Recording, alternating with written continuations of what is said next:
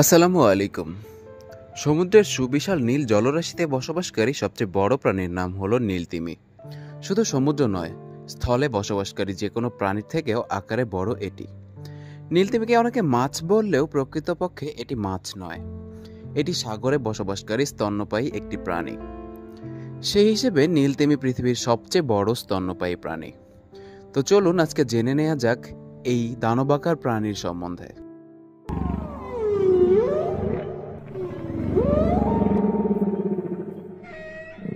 সাগর মহাসাগরে বিভিন্ন প্রকারের তিমি দেখা মেলে।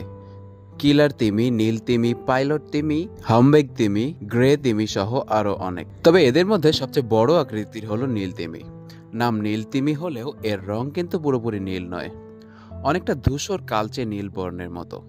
তবে সমুদ্রের নিচে জলে দেখলে এর বর্ণ পুরোপুরি নীল দেখায়। আটলান্টিক মহাসাগর, প্রশান্ত মহাসাগর, ভারত মহাসাগর, পৃথিবীর প্রায় সব মহাসাগরেই দেখা মেলে নীল তিমির। আগেই বলেছি নীলতিমি অনেক বড় প্রাণী, সেটা আকার এবং ওজন দুদিক থেকেই। একটি পূর্ণবয়স্ক নীলতিমির দৈর্ঘ্য প্রায় 30 মিটার বা 100 ফুটের কাছাকাছি পর্যন্ত হতে পারে, যা এখন পর্যন্ত আবিষ্কৃত সবচেয়ে বড় ডাইনোসরেরও দ্বিগুণ।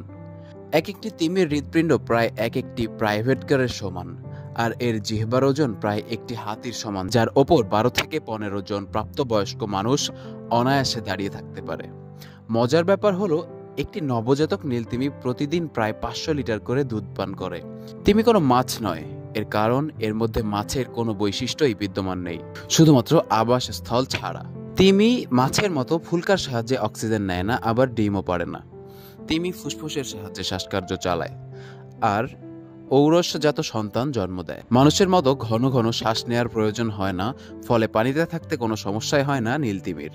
একটি নীলতিমি একবার শ্বাস নিয়ে প্রায় 30 মিনিট ধরে রাখতে সক্ষম। তো বন্ধুরা, তিমির এই জীবনদশা আপনাদের কেমন লাগলো?